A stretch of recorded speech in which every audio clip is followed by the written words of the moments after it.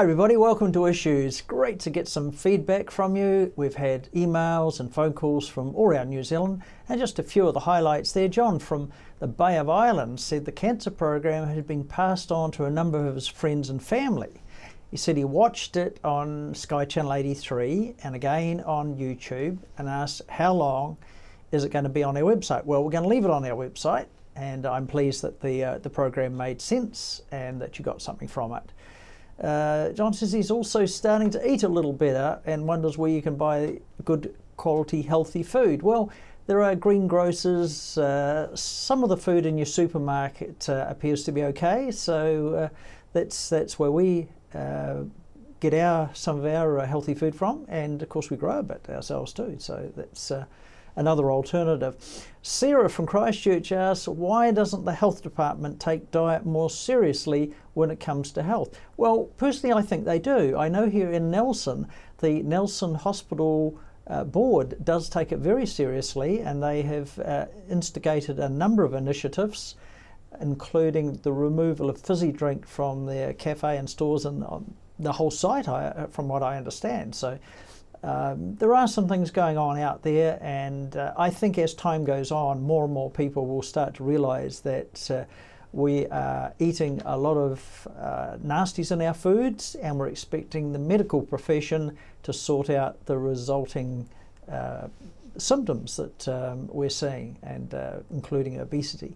Tony from Wellington said it's great to see a TV station not afraid to get some of these stories out there. Well, I don't know about that.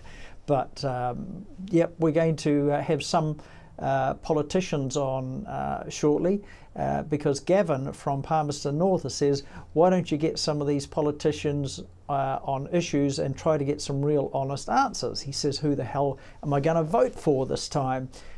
He thinks they're all a bunch of bunnies, and a few other words. Anyway, if you would like some feedback, if you'd like us to look at something, you're very welcome to email us here at issues@7-media.net, or give us a call here at Mainland Television here on 03 54 66 567. Well, this week coming up is climate change. There's a lot of debate about this. Climate change has been going on for thousands and thousands of years. We've seen a few years ago the big volcano in Iceland, that all the ash drifted across Europe, and it had quite an impact on the climate there. It did more in one volcanic eruption than what man has ever been able to do. Anyway, take a look and see what you think for yourself. Ancient glaciers tumbling. New horizons opening. Drought stalking the west. A plague of insects poisoning our trees.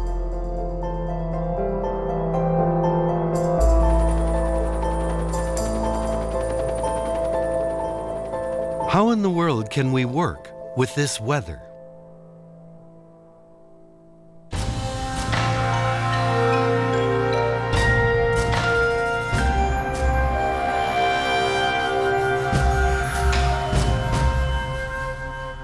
Good evening, I'm David Suzuki, here to bring you your weather forecast for the last half of this century, as projected by climate change scientists.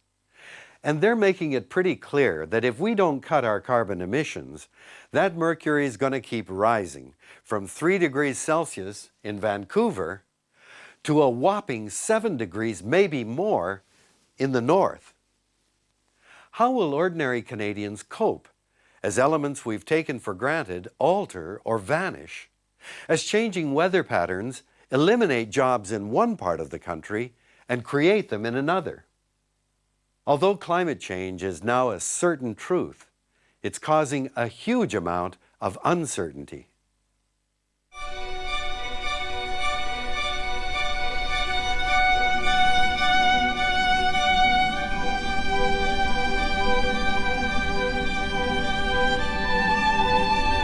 Thousands of years ago, glaciers advanced across this northern hemisphere, marching to time's slow drumbeat.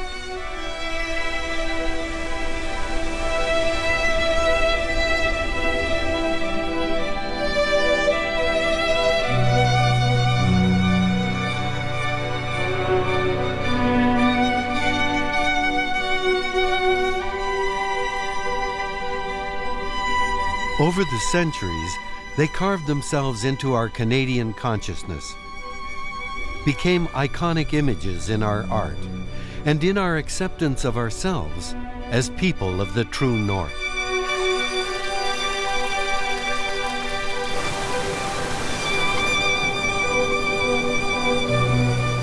Now, it seems, the top of our world is tumbling down. Scientists are discovering that glaciers are melting at a rate much faster than previously thought possible. And Canadian glaciers aren't the only ones disappearing. The other kind of crisis. Hadi Dalatabadi is an expert on global change. The way that glaciers on Greenland are melting is really surprising scientists. There was the impression that if any water melted on top, it would freeze before it reached the bottom. And what we now know is that the water is not only reaching the bottom, but lubricating the glacier movement towards the oceans. And these glaciers are moving towards the oceans at rates sometimes as high as 30 times faster than they were 15 years ago when we started measuring these things.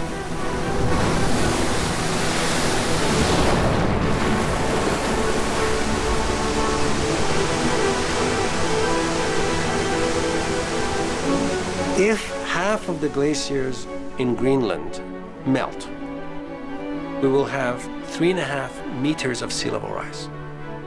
That's significant.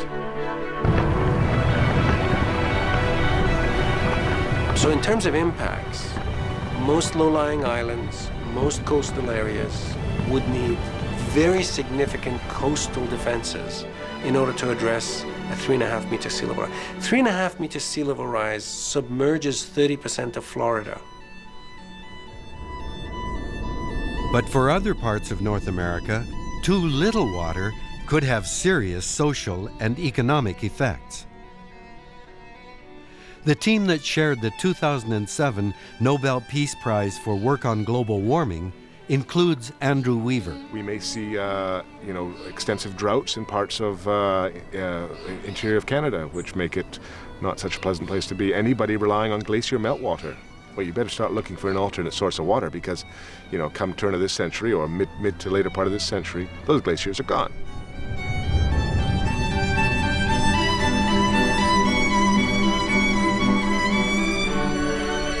For the Canadian prairies, glaciers have acted like dependable bankers, amassing a wealth of water, storing it until spring, releasing it in gleaming flows into rivers and streams, converting the prairies into a rich agricultural center.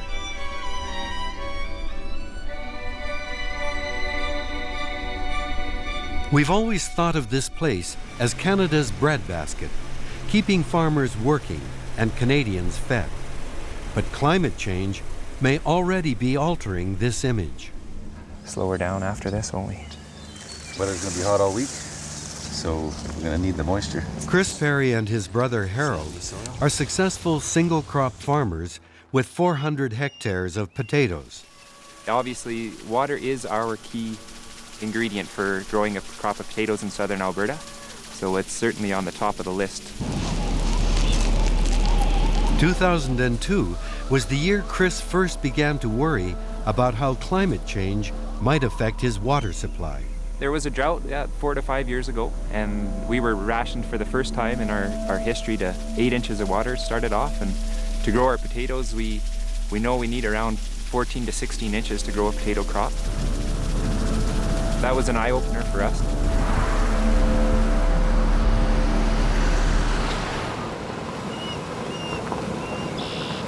But somehow that drought didn't surprise geography professor David Sawshin, part of whose job is reading tree rings.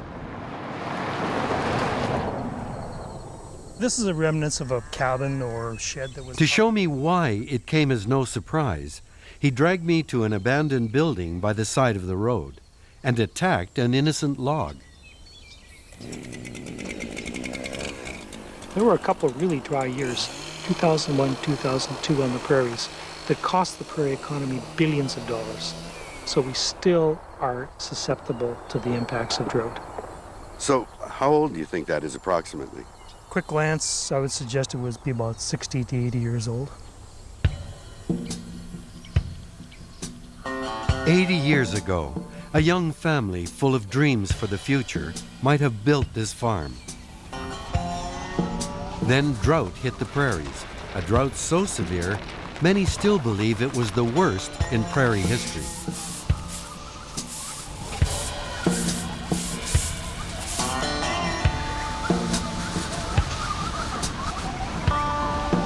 Along with the dry wind accompanying the drought came the depression of the 1930s. That endless wind scattered the hopes of countless families as it did the soil on their land, forcing hundreds of workers to abandon homes and fields and head elsewhere in search of work.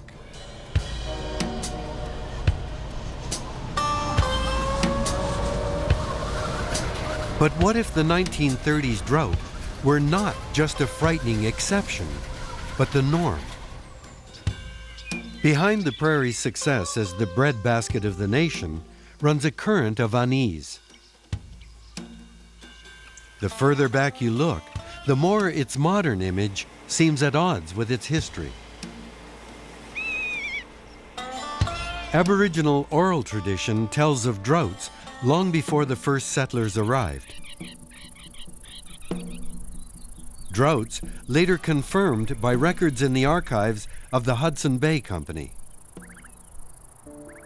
The fur traders, they actually made weather observations with gauges. And for example, we found a gem in the Hudson Bay archives where in May 1796, it wasn't possible to move the furs at Fort Edmonton. They said for want of water. In other words, the North Saskatchewan River at Edmonton couldn't support a canoe. And there was a narrow ring, that here.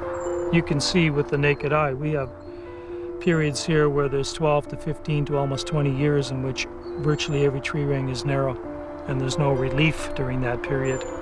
There was nothing of the sort in the 20th century or since the prairies were settled, despite the severity and the impacts of the drought of the 1930s. Pretty well disease-free too, eh? Yep, disease-free. Nice, clean-looking plant. The Perry's ancestors lived through the dirty 30s, using all their ingenuity to survive. Ingenuity they'd needed since they first arrived on the prairies.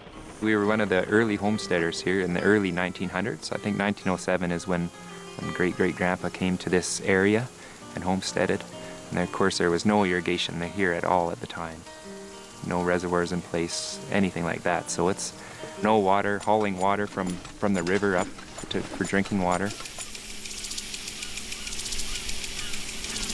After their wake-up call of 2002, Chris and Harold began to plan how their generation might survive the next drought. Good moistures. About 80%. It made us reevaluate in a hurry what we were using for equipment and how we could manage that better. So we've made some improvements to our systems and trying to get the most efficient water systems out there. We've also secured some water rights, being able to utilize some extra water on the acres that count the most for our production. Let's take a look at some submoisture here too, see what we got. We went from a lot of high pressure systems, impact sprinklers, which are not very efficient at applying water. So we've shifted over to some of the low pressure systems. Bigger droplets of water, which can't blow away or evaporate as quickly in the wind.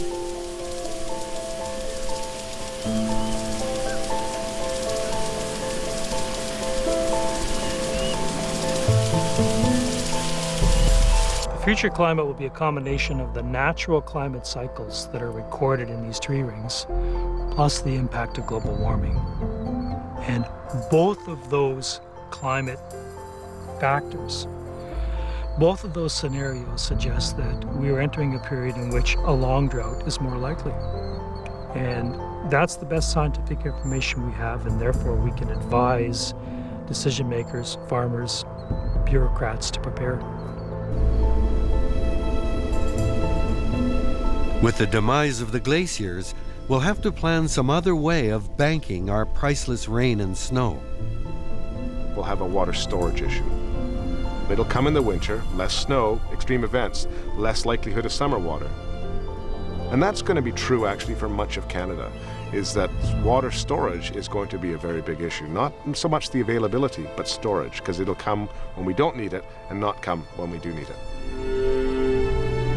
What we need now is to draw deeply from that rich pool of human ingenuity before the glaciers have melted into memory. Behavioral change and technological change have to go hand in hand. I mean, that's why I'm an optimist. I think there is hope for both. Humanity has dealt with some major issues in the past, and this is another issue that we can deal with. We just need to get on with it.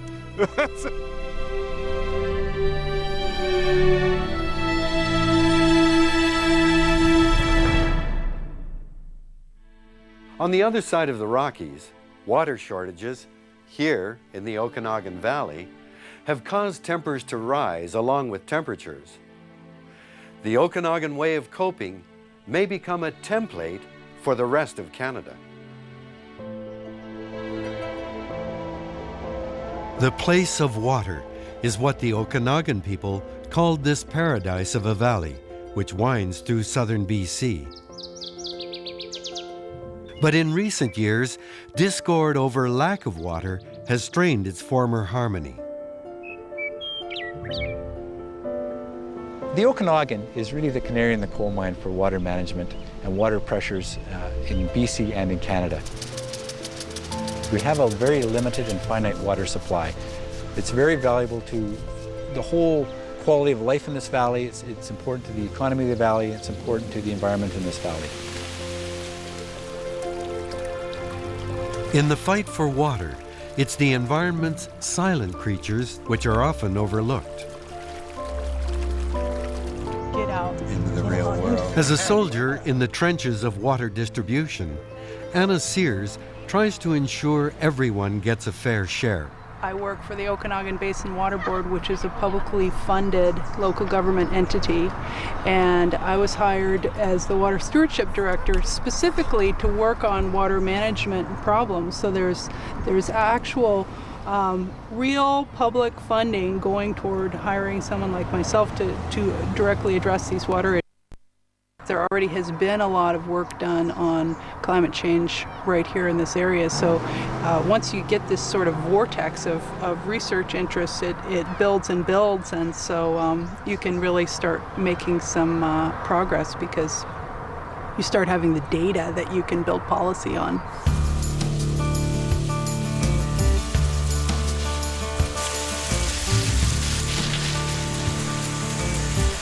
Water's not just central to basic survival, but to livelihoods too. There's the tourist industry for a start. It's crucial for farmers too, and fruit growers. You'd think working in an orchard would be a little like working in heaven, but climate change is making life difficult for fruit growers. Take Lorraine Benest. Actually, it may be more a problem with heat rather than water. Yes, there will be a water shortage, but we've got irrigation technology that I think will help us with that. The problem is going to be that the heat is going to be intense during certain times of the year, and it'll affect the quality of the fruit.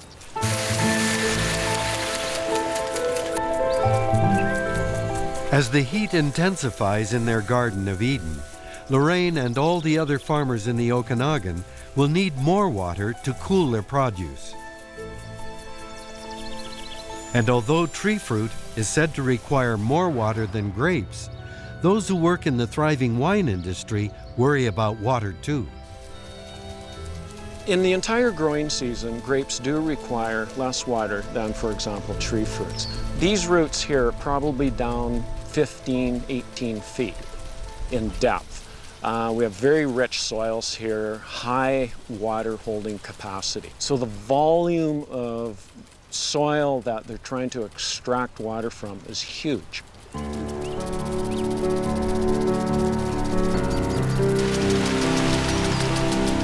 But the bright side of the climate change coin is that hotter summers and shorter winters make it possible and lucrative to grow quality grapes, a fact which caused Rod King and many others to switch from farming to grape growing. Nice big fruit. Our frost-free days now are about 2 to 3 weeks more than they were probably in 1980. Frost-free days and heat units to grow quality product grapes is absolutely critical. If we didn't have those 2 to 3 weeks, I don't know if we'd be growing grapes here. Attracted partly by warmer weather, people of all ages are settling in the valley, prompting a boom in the construction industry, putting more stress on an overburdened resource and dismaying Lorraine. There's a concern that I may be asked to give up some of my water. And I look at that and I say, well, what do you want? People here or food? It boils right down to, do you want these lands to grow food or people?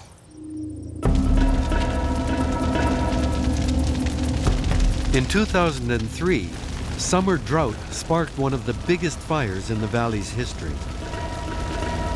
It shocked many of the stakeholders into action. When 2003 came along, our water staff came and said, there's no water in the creeks. This is a drought here. Pay attention. And somewhere in there, the fire in Kelowna started. It was really hot. It didn't rain, it didn't rain, it didn't rain. And we kept thinking, whoa, what's going on here? There's no water in the creeks. All the water we've got is the water we have in storage. And we wanted to make sure that we managed it very, very tightly. The fisheries people were saying, let water down the creek. You have to let water down the creek for fish habitat. And so we got into a conflict right there over use. The District of Summerland got all the stakeholders together and put them in a room and made them sit down together. And the first thing they did is they took the water license prioritization and they set it aside. They say, okay, we're not going to look at who legally gets to take the water. We're going to acknowledge that we all need water. The fish need water, District of Summerland needs water, the fruit growers need water, and we're going to see if we can work out some kind of apportionment so that we can all take care of our needs. When we did the water use plan, we discovered that we could shift usage during the year slightly between the different users. And in fact, if the fish folks took a little less water early in the spring and we took a lot less water early in the spring, we could postpone the date that we started to use the stored water.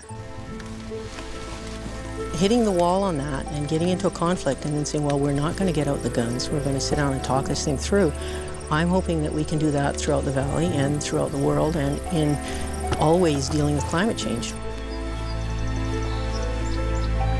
The idea that the bounty of this earthly paradise might be kept alive to be shared by all lies beneath a ritual performed by the Okanagan people who gave this valley its name.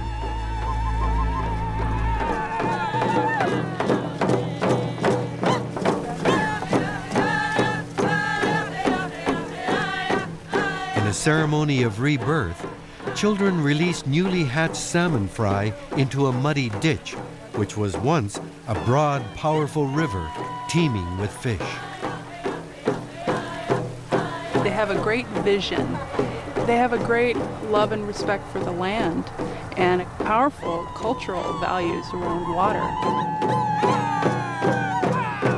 Having a vision is really the place where you start.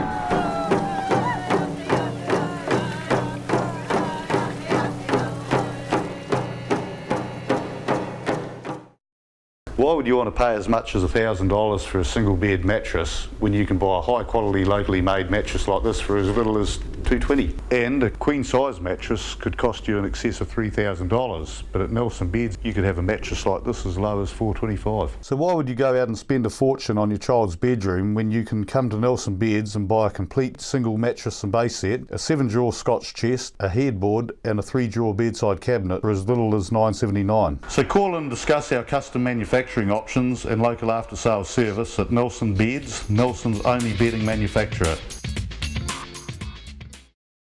Hi, I'm John McMillan at the Nelson Power Tool Centre. We have great prices on all the top quality brands of power tool.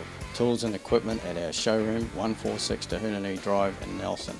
The Nelson Power Tool Centre, the specialists that stand behind and service what we sell. Discover the Belgrove Tavern just 20 minutes south of Richmond on State Highway 6 for meals, functions, weddings, barbecues and garden bar with lots of room for kids. Come and see us. Oh, to be healthy. Lifestyle, diet and exercise, complemented with quality supplements, can provide you the insurance vital for your natural health and well-being. With over 10 years professional experience making some of New Zealand's most trusted nutritional supplement brands, visit the O2B Healthy Factory Outlet in Wakatu Industrial Estate. Over 200 supplements to choose from, free on-site parking, no middleman. Oh, to be healthy. Caring for you naturally.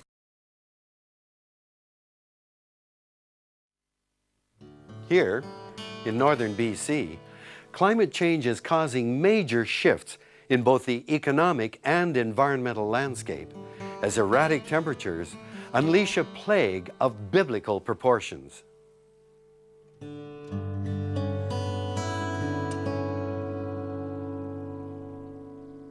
If you go down to the woods today, you're sure of a bad surprise.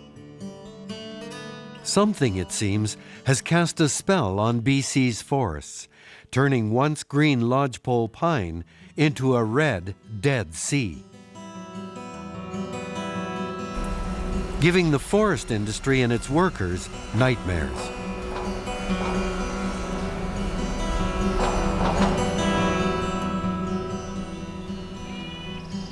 That something is a tiny, ancient creature called a mountain pine beetle.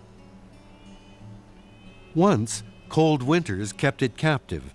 Now climate change has freed it to spread its wings.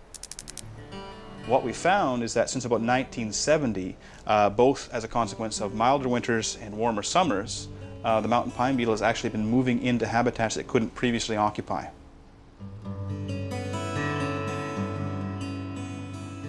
Old trees are the beetle's favorite dish. Industry practice of suppressing forest fires has extended an all-you-can-eat invitation to the hungry insect. Now, pine itself is adapted to fire. It has serotinous cones that are glued together by resin that need the heat of the fire to open and release seed. What intrigues Alan Carroll, a leading beetle expert, is its intricate relationship with its victims. So that the pine is reestablished and grows and Under attack from the beetle, a tree retaliates by producing resin. This resin, or pitch, oozes out from the bark. And these little pitchy things here, yeah, those are is that where the beetle goes in? Exactly, pitch tubes. These that mark the point of penetration and indicate where the tree tried to defend itself by producing the resin to. So each one of these is a beetle that's actually drilled in. And, exactly. Wow, exactly. That's a pretty sick tree. Absolutely. Let's have a look here. Probably the best thing to do would be to look down here. And what I'll do is I'll open up this gallery at this point and get a look at what this one attack amounted to in the way of beetle production. Oh wow, yeah. Yeah, and you can see already we've got a larva right there, and what you can see beneath the bark is the tunnel the female's created, and a bit of a change in color in the wood, a bluish tinge to it. That's the blue stain fungus that the beetles introduced to the tree. And in fact, all the beetles who attack this tree will carry with them spores of this blue stain fungus. And there's another one here, so you can see they're in there. Apart from telltale pitch tubes, the tree gives little sign of being mortally wounded. By next spring, its red needles will flag danger much too late. In Victoria, the Forest Service building functions as Alan's war room, where he studies the clumsy pest holding one of BC's major industries hostage. What we're looking at here are essentially portions of trees that we've collected infested with mountain pine beetle. And we bring them here to the lab and into this room where we actually suspend them in these cages, as you see here. This allows us to let the beetles develop normally and emerge from these bolts and fall into these containers at the bottom. How long does that take then when they're suspended up there? Normally, assuming that the beetles are sort of partway through their development, somewhere in the neighborhood of 6 to 8 weeks. A healthy tree feeds itself by pumping nutrients from the ground. Boring through the bark, the beetle injects its own biological weapon into the tree, a blue fungus which clogs the tree's tissues, destroying its ability to feed and killing it swiftly. When it bores through the bark and the tree responds by releasing this resin, it actually takes and modifies the resin and turns it into an aggregation pheromone. And so it takes the tree's own chemicals. Yes. And turns it into something that says, hey gang, we're having a feast, come on and join us. Exactly. Amazing, amazing. And it does this in such an effective way that within 2 days, a tree is completely mass attacked or completely colonized by the mountain pine beetle.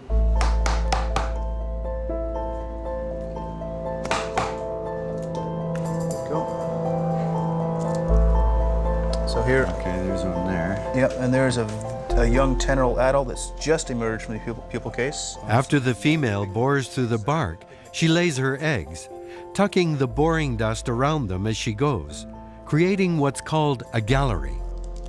This, though, if I show you this, you'll get a really good idea of what a gallery tends to look like, the gallery system.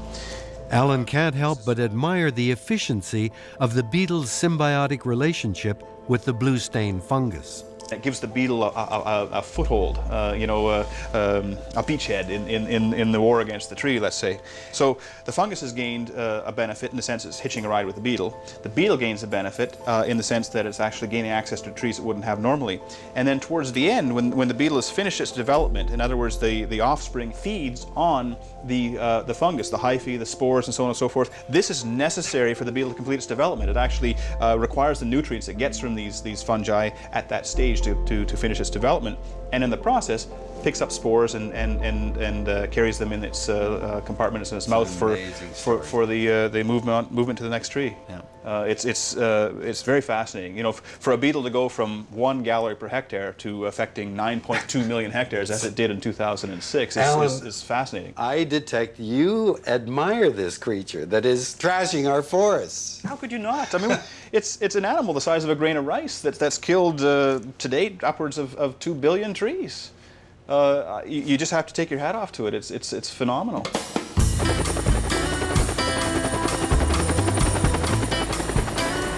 The beetle's phenomenal advance into BC's forests has given rise to a surge in employment as logging companies and mills race to get dead trees to market. Right now we're enjoying a bit of a boom. There's lots of economic activity.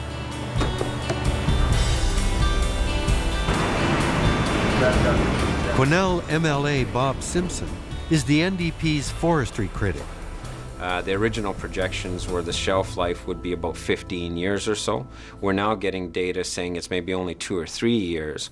And so there's this real kind of desire to chew through the forest, get as much of the timber value out as we can, run it through our mills, and get the economic activity from that.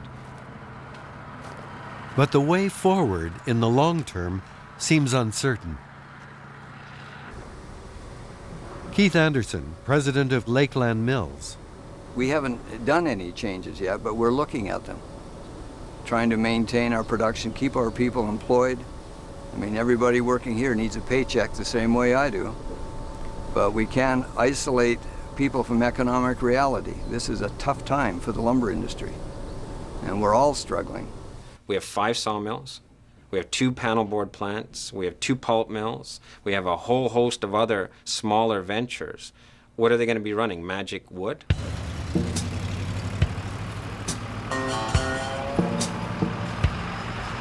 Many of the people I spoke to in Quesnel, a community of roughly 10,000, are concerned about the forests and about their jobs. You know, I think in our forest district in Quesnel, we have up to 90% of the stands dead now, which is pretty tragic.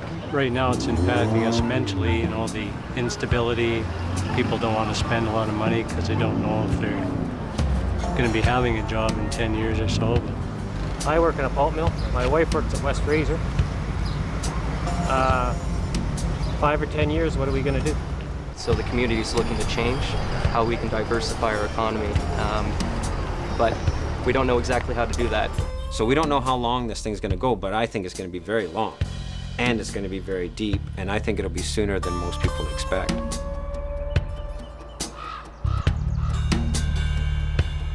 Further north, the boom's already turned to bust. The day we arrived in Mackenzie, the town's main employer announced it was closing the mill. Stephanie Killam is Mackenzie's mayor.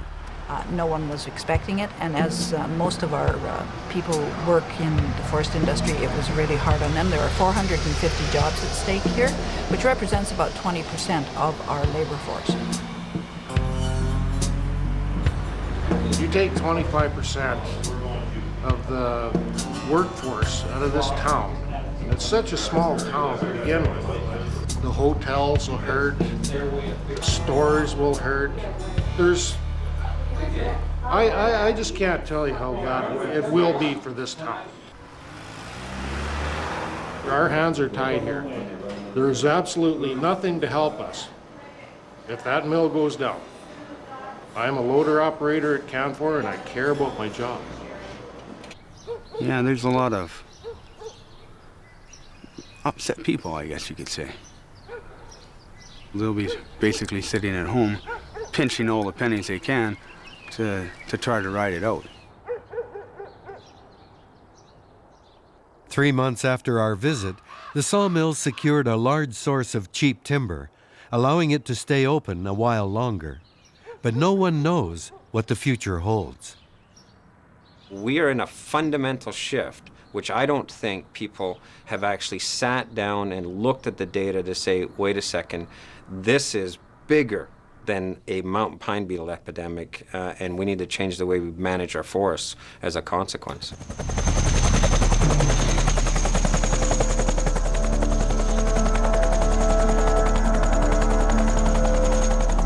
This scalped and sterile landscape was once a forest, alive with a dense canopy of trees. Now it's been clear-cut. The BC government's answer to an epidemic in which lodgepole pine is infected. But healthy trees become victims too. Oh yeah, absolutely. What's going on here? Well, this is a conventional logging operation. This is supposedly a block to deal with salvaging the dead pine, although the reality is the majority of the trees that were growing here weren't pine. They were green, healthy spruce. But they've taken everything down. They've taken everything.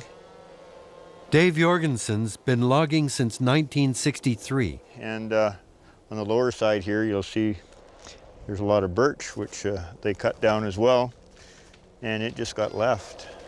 A lot of that birch is actually, I think it's worth quite a bit of money, but it's not something that this particular mill that did this logging utilizes. It's what I would call the terrestrial equivalent of deep sea draggers, where the birch is the bycatch that gets thrown overboard. I'm a third generation BC logger, and I don't think that the way things are going, I don't think my kids are going to have the opportunity to continue with that. And that makes me very unhappy. But there's another way of dealing with the pine beetle. It's slower, more labor intensive. It keeps forestry workers employed, and it doesn't kill the forest. Selective logging is pretty much what the name implies, that you select certain trees to log and certain trees to leave. With grapple, it gives you basically total control of the log. The old danglehead grapple, you could pick a log up, but you couldn't control it like vertically. You couldn't stand the log up for one thing.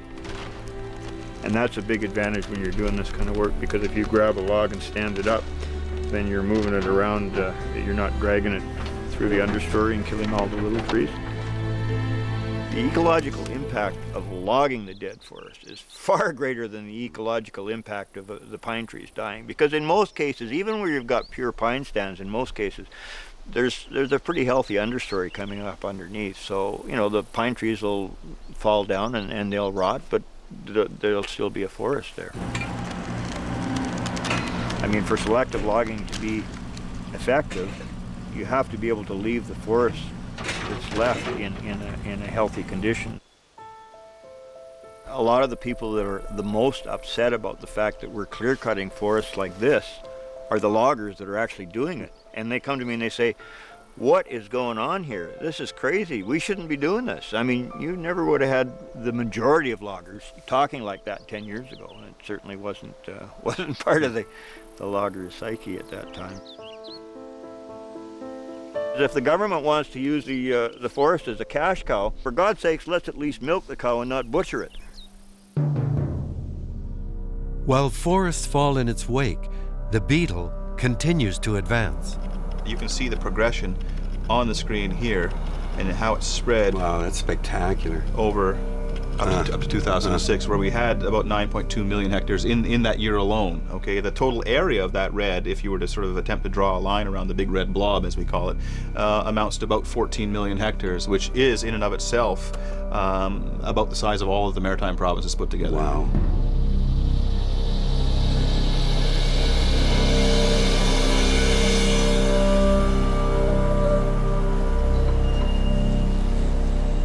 The fear's been there for some time that somehow the beetle might cross the Rockies and conquer forests further east. But that seemed too Hannibal-like for such a humble critter. An individual beetle is a slow and cumbersome little flyer. It doesn't get around all that well. But when populations are really large, a certain percentage of them will sort of fly and spiral upwards above the forest canopy. And the conditions that really lend themselves to the emergence and the flight of the beetle are the same ones that actually lend themselves to convective air currents. And in 2006, those conditions were perfect. Tens of millions of beetles, buoyed up by air currents, swept in legions over the Rockies. And I've heard farmers speak of what they thought was hail out of a clear blue sky, and what it was beetles raining down on the tin roofs of their barns. These rice-sized... Absolutely, absolutely. Up in Grand Prairie and Peace River, they had beetles raining down on their barns.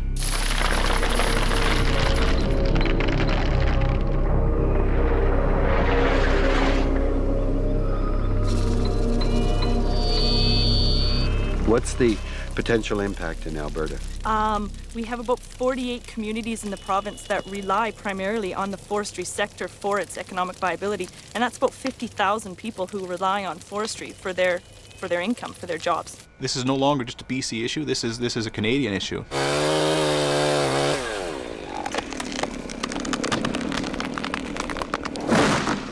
Erica Lee heads an Alberta government team attempting to cull infected trees selectively before colonization spreads.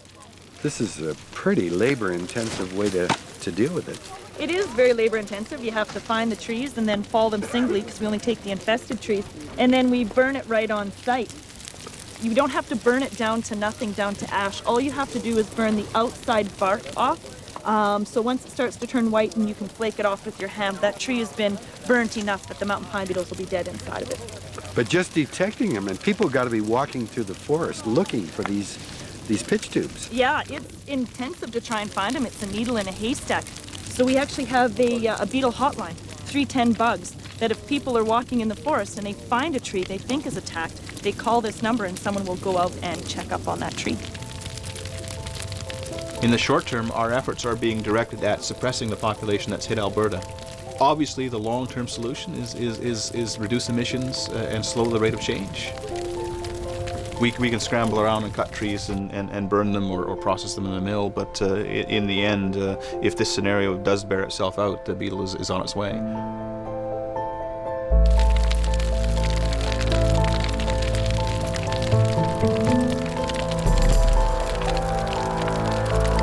On its way, if emissions aren't reduced, to lay siege to the boreal forest, which stretches in a green protective swath across the northern half of this country.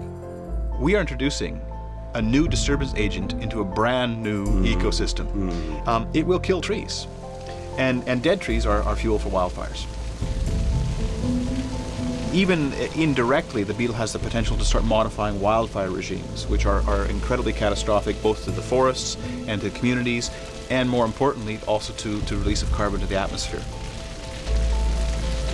So the boreal forest is this wonderful store of carbon, It's a massive sink. But if we actually modify the disturbance regime, and in doing so, we actually accelerate the release of carbon into the atmosphere. Absolutely, even indirectly through mountain pine beetles impacts. Yeah.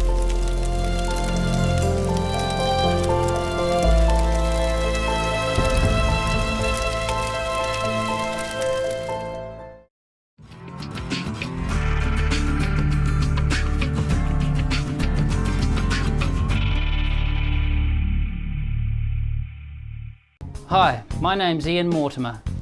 Mortimer Auto Upholstery is your one-stop shop for all your upholstery needs. We do car and boat interiors, boat canopies, ute tonneau covers, canvas and PVC fabrication. Call in and see us in Oxford Mews, 72 Oxford Street, Richmond. Discover the Belgrove Tavern just 20 minutes south of Richmond on State Highway 6 for meals, functions, weddings, barbecues and garden bar with lots of room for kids. Come and see us. Nelson Tire Center. Great prices, great service. Buy your own Bryford trailer. All types, all sizes. See Colin Douglas for your tires and batteries. According to climate experts, the most striking changes will hit here in the far north.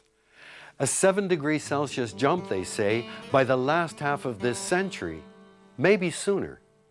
Already, the Northwest Passage, that perpetually frozen dream of doomed explorers, has thawed. And if that can open up, what else is possible?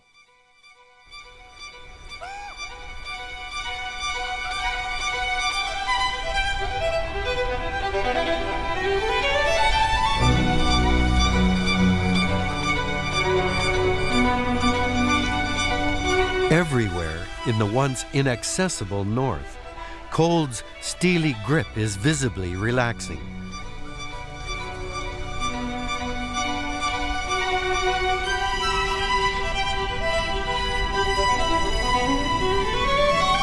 With all the melting and movement comes that sense change often brings of excitement mixed with insecurity.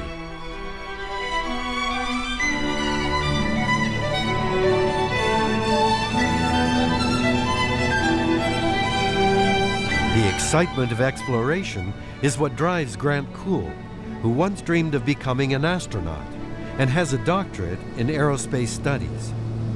The most important thing in life is exploration, for me anyway. Living in the Canadian Arctic, working in the Canadian Arctic, it is a place where exploration has a history, but it also has a tremendous future. There is so much that we do not know about the Canadian Arctic, about that part of the world that we see on a map, but we don't necessarily spend much time even looking at. Today, instead of exploring the higher reaches of space, Grant's plumbing the depths of the chilly waters around Fox Basin in the eastern Arctic. Right now, we're flying from Churchill, Manitoba to Hall Beach, Nunavut. We're on our way to visit a research vessel that's working there, the Strait Signet.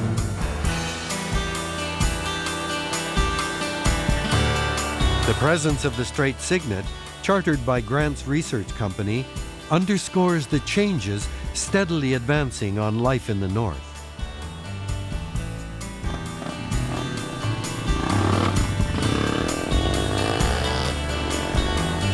The proposal to put in a mine on Baffin Island will represent a big change to the people here. That would mean jobs, it would mean opportunities for education. It's a changing place in a changing world.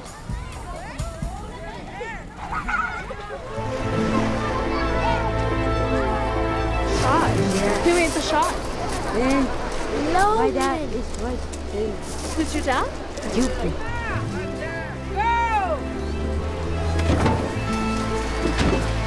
Yep, it's for everybody. Everybody to share their food. Yep. Everyone benefits from the bounty of a walrus weighing over 1,500 kilos. Come here, boy! And hopes are high that the struggles of this community may be eased by sharing in the employment opportunities made possible by a new iron ore mine. 1, 2, 3, I keep forgetting the number. 7. 7 in total.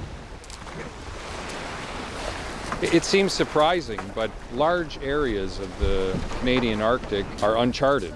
In the southern part of Canada, you can go to the Canadian Hydrographic Survey and you can buy a chart, a navigation chart, and you'll see that the waters are well mapped. Most of the rocks are shown. If you do the same for Fox Basin, what you'll find is the eastern side of Fox Basin has no navigation information at all. And that can be said for a large majority of the areas in the Canadian Arctic. As for what's under the water, it's a lot of unknown country. Okay. Hear that? Multi-beam sonar makes the unknown visible. The unit sends sound signals to the ocean floor, which, as they return, are transformed into images. The result will be an accurate chart of the depths and dangers facing the giant ships needed to service the mine. Once this data is collected, it gets transformed into a hydrographic chart, which then goes through the official channels, Canadian government, Lloyd's of London being one of the main insurers. This data is invaluable to mariners. They cannot come up here and take this ore out of here without an accurate hydrographic chart. There had been some concern that the way that the ice would move through here could restrict. Chief Scientist John Cunningham and Project Manager Rick Hunter brief Grant on how the survey's coming along. There's nothing there. No. Okay, it's just this one. 50 years ago, it would have been technologically impossible to mine up in this area. The deposits were always here. We had the ability to mine them, but there was no way to get the ore to where we can use it because of ice and simple remoteness of this area. But now, with these large freighters, they'll be able to come up here probably 10 months of the year at least. We need further work, but it has the potential. Okay. I suppose we should make a list and then eventually assign some priorities. So just clockwise. The Canadian Arctic represents, I feel, one of the last places on the Earth that has not been explored in detail. Canada has claimed it for so long, and nobody has really had any interest in exploring it because there is a perception in the world that it's just too cold to do anything here. It's too difficult to do anything.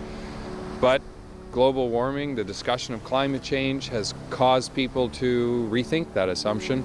And I think it's pretty evident that the basic conclusion that most people are making, from Canadians to Americans to Russians to all of the other people that live in the Arctic, that assumption may no longer be true, and that coming to the Arctic, exploring, staking your claim is a good idea.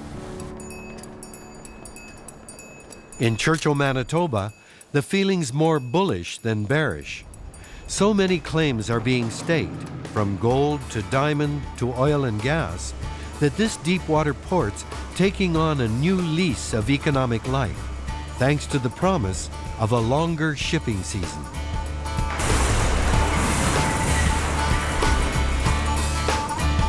Lyle Fetterly is general manager of the Port of Churchill. It goes back to capacity issues, right, in terms of climate change. It's how long we have to do what we do. Right now we have about 16 weeks, but if we can grow that 17, 18 weeks and so on as climate changes, obviously there's potential there for added capacity or added volume to Churchill. We've kept ice records in the river and so on ice depth from port inception in 1929, and we noticed that the ice levels are getting less and less each year, and we've really noticed that decreasing ice level over the last few years. Does global warming and climate change and the impacts that we're seeing in terms of the environment, does it present opportunity for Churchill? Yes, it does. So far, prairie grain has been Churchill's main export, but it's been a pretty one-track business. All export, little import.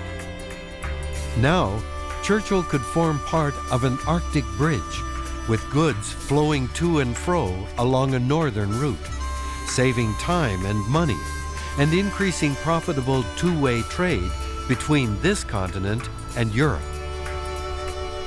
Churchill Mayor Mike Spence. The north will open up. There'll be some great opportunities. There'll be some challenges as well. But our community will prosper with longer shipping seasons. It'll be evident. Why not? Canada's only inland port. Why not taking advantage of opportunities with climate change in terms of transportation of goods to and from this site?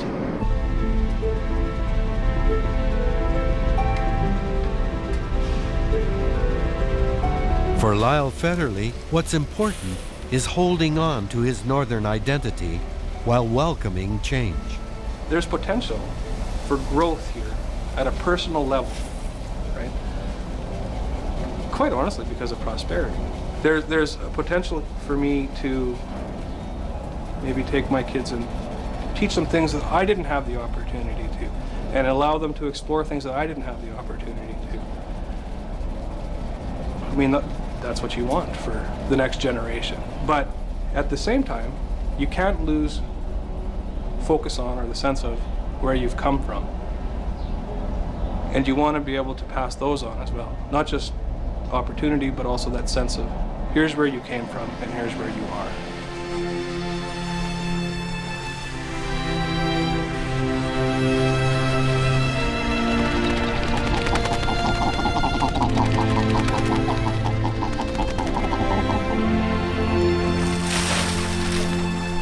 And I think that's one of the most wonderful things about Nunavut. It is being developed with a considerable amount of care for the people who are here and for the environment. As always with climate change, we can't predict the outcome. All we know for sure is that our past history of caring for the environment has brought us to where we are right now, facing an uncertain future.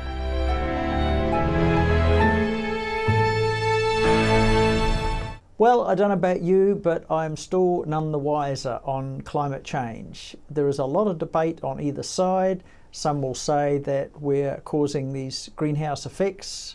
There are others who are saying, look, the Earth has naturally gone through many cycles of climate change.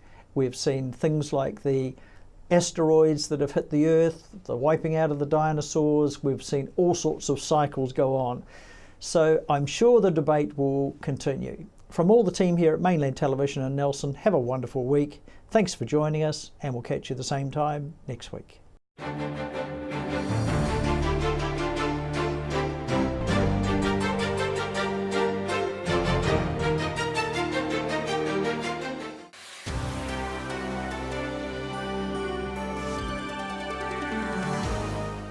Hi, my name's Ian Mortimer.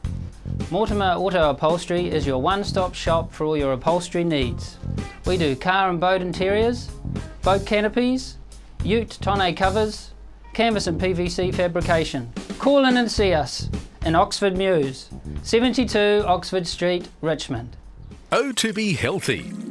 Lifestyle, diet and exercise, complemented with quality supplements, can provide you the insurance vital for your natural health and well-being. With over 10 years professional experience making some of New Zealand's most trusted nutritional supplement brands, visit the To Be Healthy factory outlet in Wakatu Industrial Estate. Over 200 supplements to choose from, free on-site parking, no middleman. To be healthy. Caring for you naturally. Hi, I'm John McMillan at the Nelson Power Tool Centre. We have great prices on all the top quality brands of power tool. Tools and equipment at our showroom, 146 Tahunanui Drive in Nelson. The Nelson Power Tool Centre, the specialists that stand behind and service what we sell.